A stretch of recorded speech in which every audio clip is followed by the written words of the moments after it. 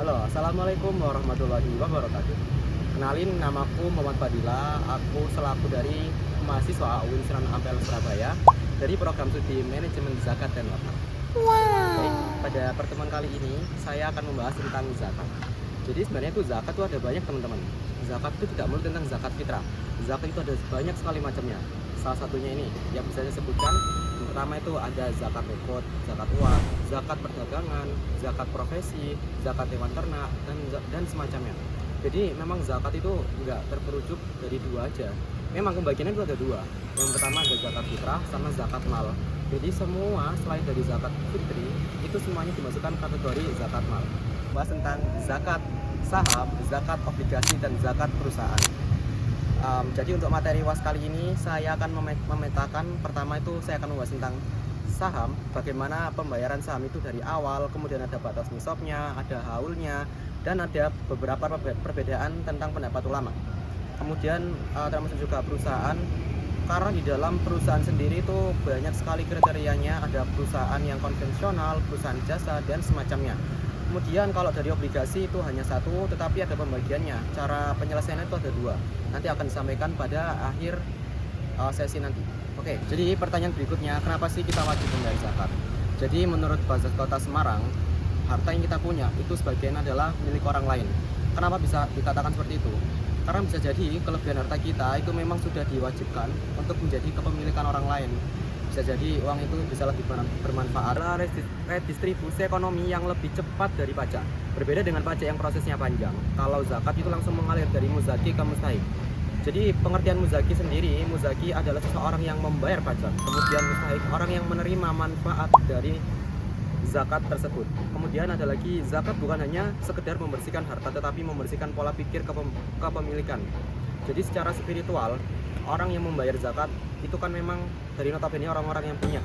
Otomatis orang-orang punya itu memiliki sifat yang seperti merasa punya dan merasa berkuasa. Jadi zakat sendiri memberikan pengajaran bahwasannya harta yang mereka miliki itu bukan sepenuhnya milik mereka, melainkan milik Allah. Kemudian setelah menjadi milik Allah, harta tersebut juga sebenarnya punya hak-hak orang yang termasuk ke dalam golongan 8 asnaf. Kemudian masuk lagi ke sebagai alat stabilisasi ekonomi. Ya, menurut saya ini memang relevan dengan apa yang terjadi saat ini. Karena apa? Karena zakat ketika sudah dikeluarkan, pasti pendistribusiannya itu diajukan kepada ada beberapa golongan yang mempunyai seperti prioritas untuk diberikan zakat. Jadi menurut saya setelah uang diberikan, itu otomatis bisa dimanfaatkan untuk biaya kehidupan sehari-hari. Bahkan untuk memulihkan keadaan ekonomi itu sangat membantu sekali. Kemudian yang terakhir ada zakat mendorong kemandirian mustahik. Nah, jadi yang terakhir ini, jadi ketika seseorang membayar zakat itu bukan berarti membuat seseorang penerima itu membuat mentalnya lemah, atau dalam artian orang ini menjadi seorang mustahik. Jadi mustahik tadi itu orang yang menerima zakat. Jadi bukan berarti setelah diterima orang ini berharap untuk menjadi ketergantungan. Jadi harapannya setelah diberikan zakat, orang tersebut bisa menjadi seorang muzaki, seorang pemberi zakat. Jadi apa sih maksudnya? Jadi seorang pemberi zakat otomatis orang itu sudah punya. Jadi dalam stabilisasi ekonomi, orang ini tuh dari kasta yang mungkin menengah ke bawah bisa mengangkat menjadi kasta menengah ke atas. Jadi seperti itu, kurang lebih dari pembukaan zakat, kurang lebihnya seperti itu.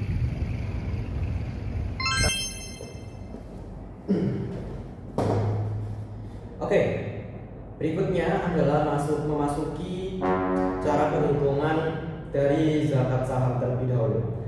Oke, jadi sebelum masuk ke pembahasan inti, kita perlu mengetahui bahwasannya ada syarat-syarat yang harus kita penuhi terlebih dahulu. Ya, oke. Yang pertama masuk ke syarat yang tidak ditinggalkan. Yang pertama, harus seorang muslim. Ya, bagaimana saja. Kalau memang bukan seorang muslim, hukumnya langsung buku. Kemudian memasuki nisab. Oke, jadi nisabnya untuk saham sendiri itu adalah 20 dinar atau setara dengan 85 gram emas. Kemudian sekarang harga emas kurang lebih ada 2.413.000 sekian. Berarti kita kalikan 85 gram, nanti 85 gram dikali 2.400 sekian. Kemudian yang ketiga ada haul. Jadi haulnya sendiri di sini itu 1 tahun atau satu periode kepemilikan. Jadi ketika tahun pertama, ketika di bulan Januari ya kita menunggu di bulan selanjutnya. Seperti itu. Ada muslim, nisab, haul, dan yang keempat adalah kepemilikan yang sempurna.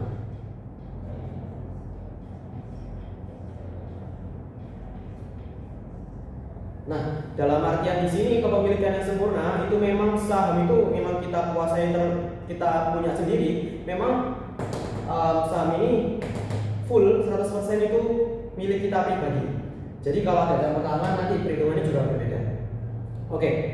Kemudian kita masuk ke studi penghitungannya. Misal, jadi si Fadil mempunyai saham sebesar 1 miliar. Kemudian mempunyai nilai dividennya itu dari 1 miliar ini, dividennya mendapatkan 100 juta.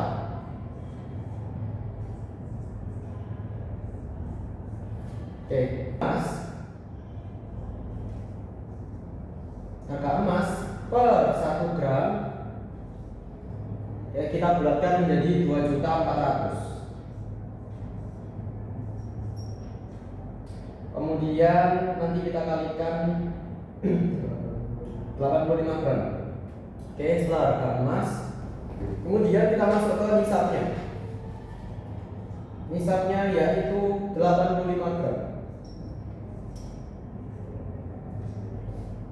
Berarti 2.400.000 dikali 85 sama dengan 204 juta.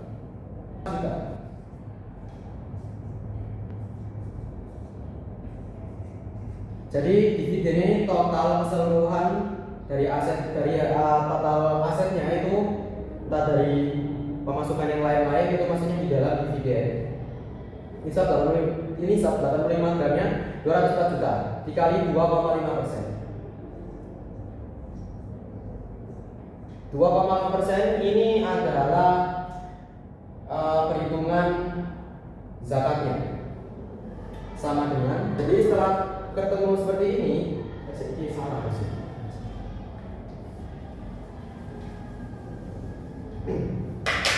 kita jumlah dari semua nilai asetnya di sini ditambah dengan dividennya di sini. Jadi ini ditambah. Kemudian hasilnya itu berarti kan 1 miliar 100 juta.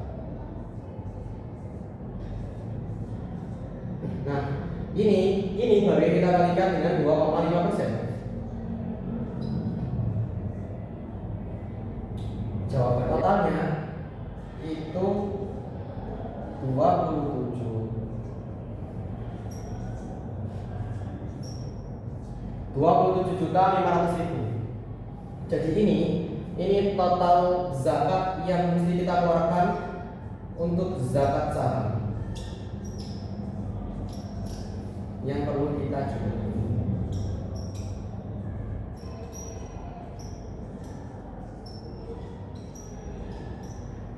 Nah, ini dia. Yang pertama tadi syaratnya yang jelas itu muslim. Muslim itu juga meliputi balik, kemudian berakal, kemudian jujur, pokoknya sifat-sifat yang baik.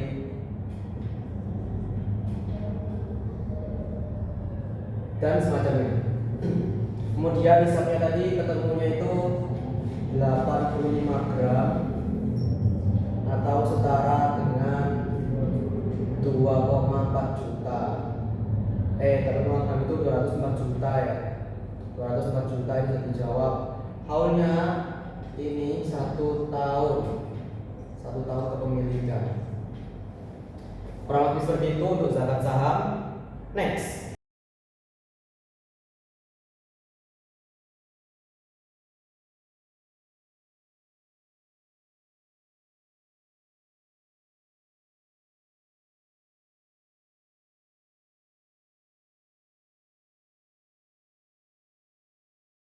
Sebenarnya zakat perusahaan itu memiliki kriteria yang sama, jadi mempunyai syarat-syarat yang lebih sama juga, seperti ada muslim, nisab, haul, pemilikan sempurna. Jadi untuk keseluruhannya itu kurang lebihnya sama.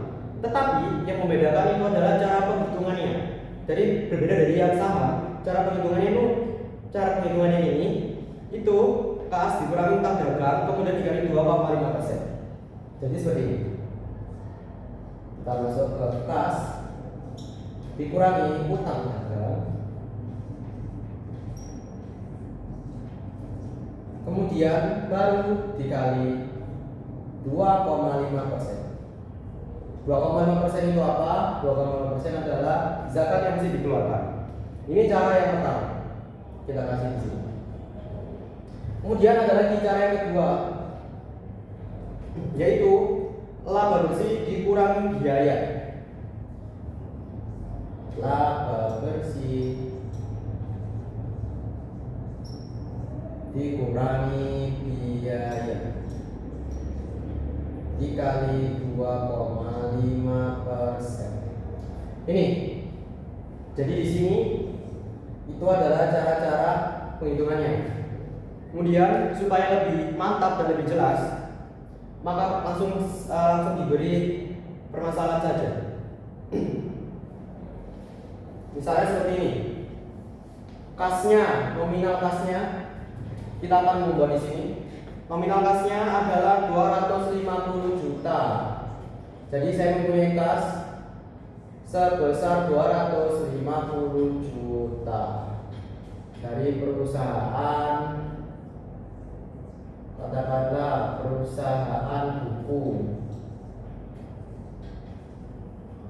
mempunyai kas sebesar 250 juta dikurangi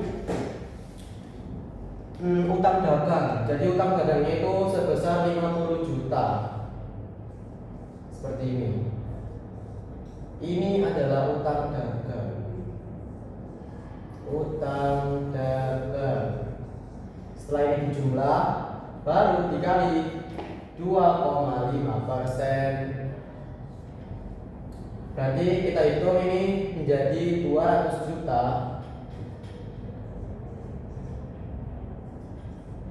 Dikali 2,5%, yaitu hasilnya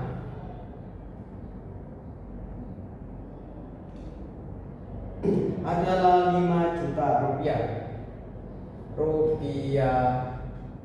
5 juta.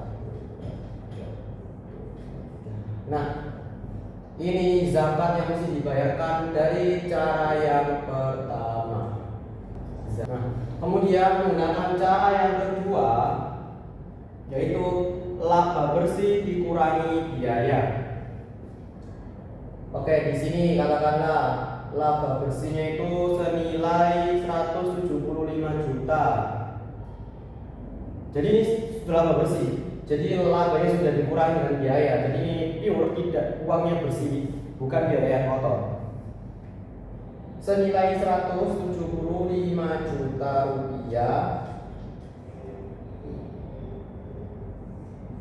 dikali 2,5%, hasilnya adalah 4.375.000 rupiah.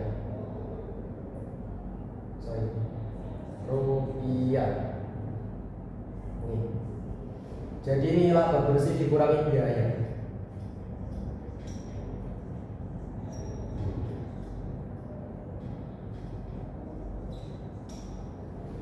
Oke, bisa dipahami. Mungkin kalau ada salah satu tata cara yang kurang benar, mungkin bisa dikoreksi nanti di kolom komentar.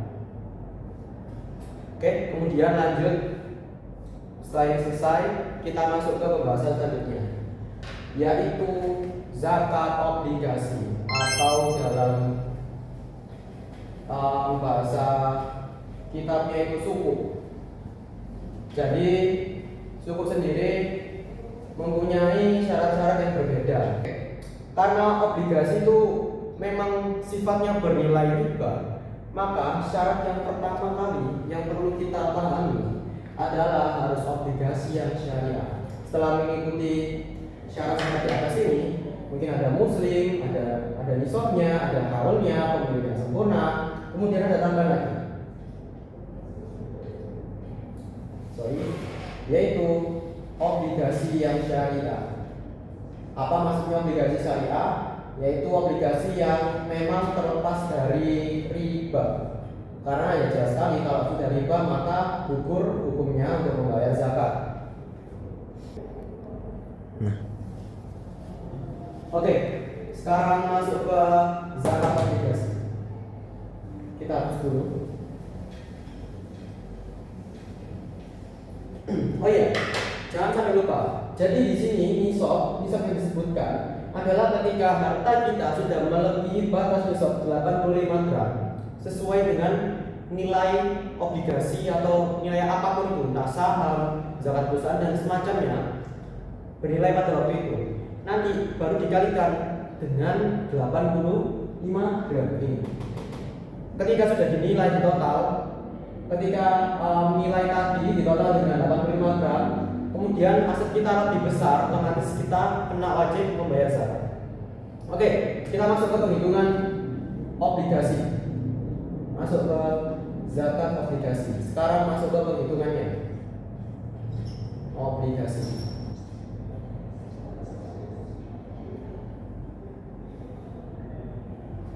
Nah, 110 juta, ternyata saya punya hutang sebesar 2 juta. Ini tadi nilai aset. Kemudian masuk ke hutang. Ternyata saya punya hutang sebesar 2 juta. Berarti 110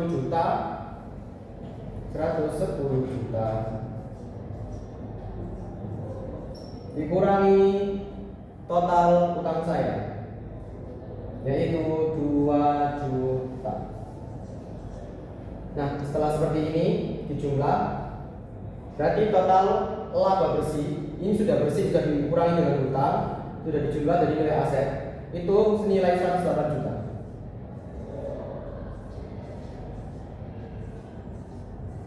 Seperti ini. Setelah seperti ini baru dikalikan 2,5%. Jadi setelah kita kalikan dengan 2,5%, ketemunya zakatnya adalah 2,7 juta.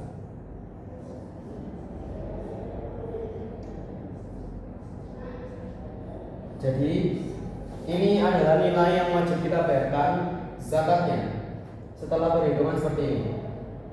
Jadi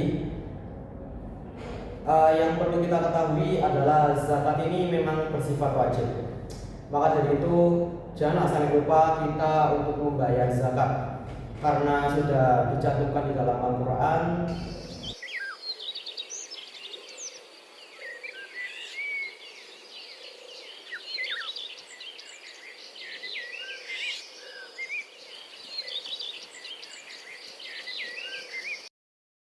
Ya, seperti itu. Jadi zakat sendiri sudah memiliki bukti dalil yang kuat dan ada konsekuensi ketika kita sudah mencapai harta seperti ini, kemudian kita tidak membayar zakat, maka nanti di akhir di pada hari kiamat nanti akan ada perhitungannya sendiri. Seperti yang pernah disebutkan seperti ini. Ketika orang tersebut sudah mati kemudian disiksa lagi, kemudian kuku-kukunya menjadi hidup dan menjadi besar dan semacamnya. Seperti ini konsekuensi zakatnya. Nah, seperti itu. Maka dari itu, mari kita sedikit merenungi dan merefleksikan diri sendiri bagaimana kita sudah menjalankan perintah-perintah Allah dan menjauhi larangan-larangannya. Mungkin itu saja yang bisa saya sampaikan. Kurang lebihnya mohon maaf, dan apabila ada kesalahan, memang itu murni dari saya. Kalau ada kelebihan itu dari Allah Subhanahu wa taala. Assalamualaikum warahmatullahi wabarakatuh. Salam masalah.